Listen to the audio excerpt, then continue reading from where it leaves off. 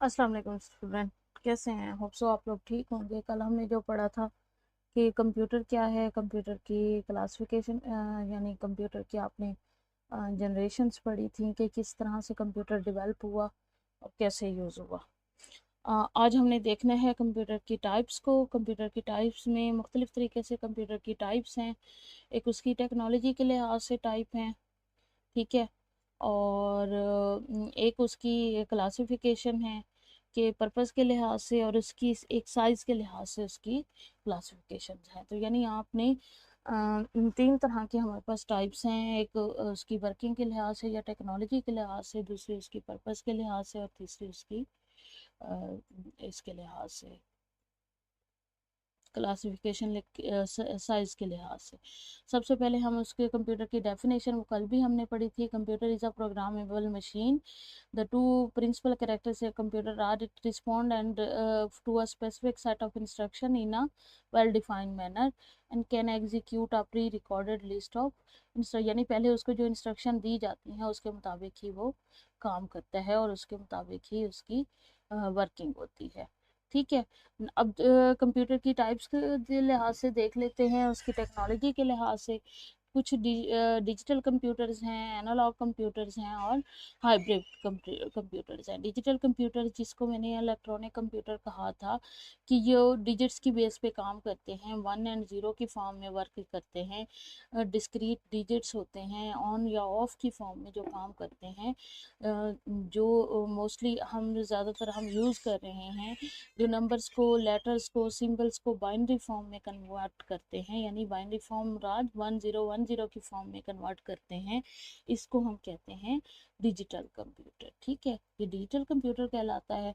Analogue computer क्या होते हैं? एनालॉग होता है कि जो कि physical quantity, temperature, length, voltage, इन चीज़ों को मेजर करने के लिए जो यूज़ होता है उसको हम कहते हैं एनालॉग कंप्यूटर, ठीक है। तो ये इस तरह के पहले पुराने कंप्यूटर जो हैं वो एनालॉग कंप्यूटर भी होते थे। ख़ास किस्म की मशीन यूज़ होती थी जो फिज़िकल क्वांटिटीज़ को, जो कंटिन्यूस होती हैं, जो पॉइंट्स की फॉर्म में, इशारिया की फॉर्म में, जो वेव्स की फॉर्म में आपको डाटा जनरेट करती हैं, उसको कहते हैं एनालॉग कंप्यूटर, ठीक है। और उसके बाद हैं हाइब्रिड कंप्यूटर। हाइब्रिड कंप्यूटर इन दोनों का कॉम्बिनेशन फीचर है।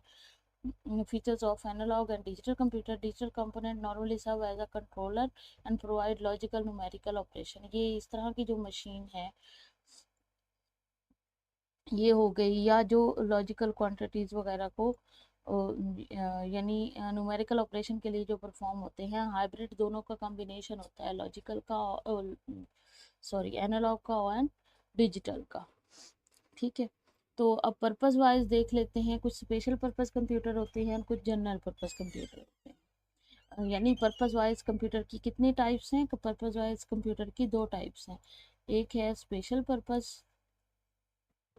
ठीक है, और एक है जनरल पर्पस। तो स्पेशल पर्पस और जनरल पर्पस उसके नाम से जाहिर हो रहा है। ख़ास ऐसी क्वांटिटी, ऐसी ऐसे कंप्यूटर्स जो कि ख़ास किस्म के काम के लिए इस्तेमाल होते हैं, उनको हम कहते हैं उनको हम कहते हैं जो कि ख़ास किस्म पर्टिकुलर टास्क के लिए होते हैं, अननेसेसरी ऑप्शंस वगैरह और लेस एक्सपेंसिव होते हैं, ख़ास किस्म के काम करने के लिए ही चाहिए होते हैं, ज़रूरत होती है। तो ऐसे कंप्यूटर को कहा जाता है स्पेशल पर्पस। पर्टिकुलर टास्क जैसे परफॉर्म करते हैं। सुपर कंप्यूटर हो गया, तो ये ख़ास किस्म का, जैसे वो वेदर फोरकास्टिंग के लिए, सेटेलाइट के लिए, इस तरीके से जो कंप्यूटर यूज़ होते हैं वो स्पेशल पर्पस हैं। जो जनरल पर्पस कंप्यूटर होते हैं, बेसिकली जनरल पर्पस जो कंप्यूटर हैं, जनरल पर्पस कंप्यूटर जो हैं वो हर तरह का काम, जैसे हमारे पास पीसी हैं तो ये हमारा हर तरह का काम करते हैं, हर तरह का फंक्शन जो है परफॉर्म करते हैं। ये उसके अंदर इंटरनल मेमोरी होती है और हर तरह के इंस्ट्रक्शन जो है जनरल काम करने के लिए यूज़ किए जाते हैं। जैसे हम घर के बजट बनाने के लिए भी इसी कंप्यूटर का इस्तेमाल करते हैं, लेक्चर में डिलीवर करने के लिए भी कर रही हूँ, इंटरनेट को यूज़ करने के लिए भी कर रही हूँ। तो इस पर्पज़ के लिए जो आप यूज़ करते हो that is called general purpose, जिसमें आप हर तरह का काम जो है परफॉर्म कर सकते हो। अब साइज़ वाइज क्लासिफिकेशन की गई है। ठीक है। साइज वाइज एम्बेडेड सिस्टम्स होते हैं। एम्बेडेड सिस्टम से मुराद ये है, embedded system is a computer system with dedicated function with in a large mechanical electrical system with real time computing constraints. Embedded से मुराद ये है हार्डवेयर जो और उसका सॉफ्टवेयर जो है वो इकट्ठा होता है, वो सेम हिस्से में लिखा होता है। जैसे उसके लिए अलग से हार्डवेयर जो है वो अलग से आपको नज़र नहीं आता, बल्कि हार्डवेयर जो है वो आप हार्डवेयर के ऊपर ही प्रोग्राम जो है वो लिखे होते हैं। ठीक है, तो उसको कहते हैं एम्बेडेड। जैसे आजकल स्मार्ट मशीनरीज आ रही हैं तो उनके अंदर सॉफ्टवेयर हैं। स्मार्ट एलसीडी है तो वो सॉफ्टवेयर है। उसके बाद प्रोग्रामेबल कंप्यूटर्स होते हैं, यानी जिनके सेपरेट से प्रोग्राम इंस्टॉल कर सकते हैं, उसको कहते हैं programmable computers. These computer are very small but bigger than embedded computers. The main difference between, हाँ, तो ये इसके अंदर अलग से इंस्टॉल किए जा सकते हैं प्रोग्राम। जैसे हमारे सेल फोन हो गए और टैबलेट हो गए, पीसी हो गए, लेटेस्ट मोबाइल हो गए, इन सब के अंदर आप ऐप्स या प्रोग्राम इंस्टॉल कर सकते हो। उसके बाद लैपटॉप्स और नोटबुक्स होती हैं। लैपटॉप और नोटबुक्स क्या है? नोटबुक्स यानी छोटे साइज़ के जो लैपटॉप्स होते हैं, जो एक किताब की तरह के साइज़ के होते हैं, उनको नोटबुक्स कहते हैं। और लैपटॉप होते हैं जो लैप्स पे, यानी कि आपके घुटनों पे रख के आप उसको यूज़ कर सकें, आप गोद में रख के उसको यूज़ कर सकें, उसको लैपटॉप्स कहा जाता है। ठीक है, तो जो लैपटॉप्स होते हैं वो 14 इंच से छोटे होते हैं साइज़ में, और जो सॉरी नोटबुक्स जो 14 इंच से छोटी होती हैं, जो लैपटॉप्स होते हैं वो 14 और 14 इंच से ज़्यादा होते हैं। तो ये इसकी स्पेसिफिकेशन है जिसमें लैब्स पे रख के आप उसको यूज़ कर सकते हो। ये भी प्रोग्रामेबल होते हैं, इनके अंदर सॉफ्टवेयर अलग से इंस्टॉल किया जा सकता है। ठीक है, और ये बाकी कंप्यूटर यानी जैसे टैबलेट पीसी है और सेल फोन है उनसे बड़े होते हैं। पर्सनल कंप्यूटर हम लोग यूज़ कर चुके हैं, जो कि पीसी जिनको इन शॉर्ट बोला जाता है। मल्टीपर्पज़ कंप्यूटर है जिसकी साइज़, प्राइस और फिजिबल भी होते हैं, एक बंदा उसको इस्तेमाल कर सकता है एक टाइम में। तो कंप्यूटर उसके लिए एंड यूज़र ही इस्तेमाल कर सकता है, बजाय इसके टेक्नीशियन या एक्सपर्ट उसको यूज़ करें। और इनको ये जो हैं ये दरमियाने, यानी एक इनको जो है यानी पर्सनल कंप्यूटर या इनको टेबल कंप्यूटर भी कहा जाता है, क्योंकि टेबल के ऊपर ही रख के इनको इस्तेमाल किया जाता है।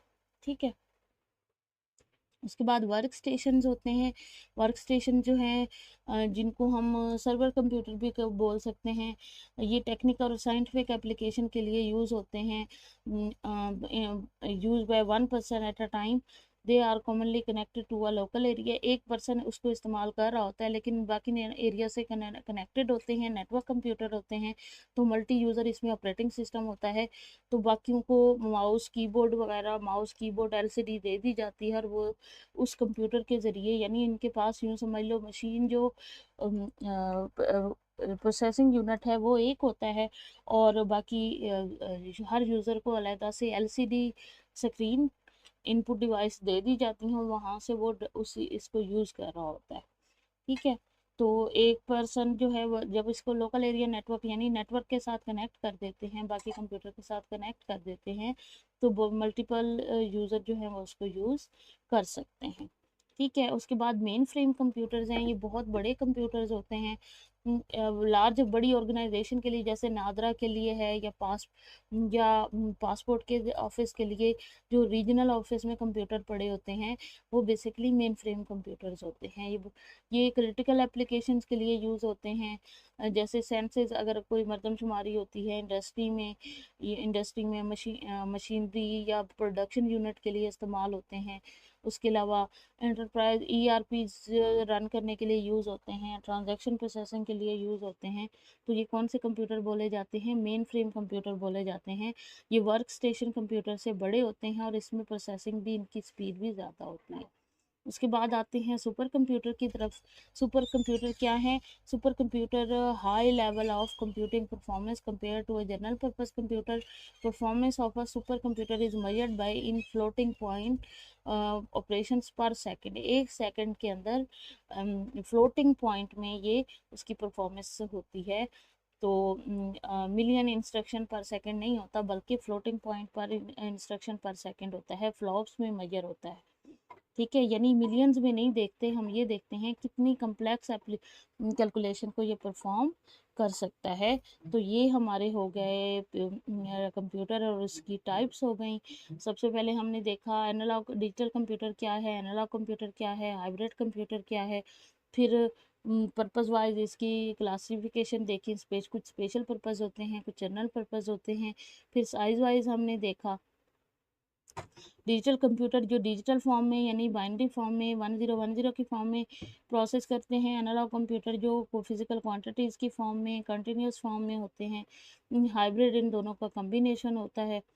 ठीक है, और उसके बाद है पर्पस वाइज कंप्यूटर दो तरह के होते हैं, कुछ खास पर्पस के लिए इस्तेमाल होते हैं और कुछ जनरल पर्पस होते हैं। साइज वाइज एम्बेडेड होते हैं, ये बहुत छोटे होते हैं, यानी कि हार्डवेयर के ऊपर ही सारा कुछ लिखा होता है।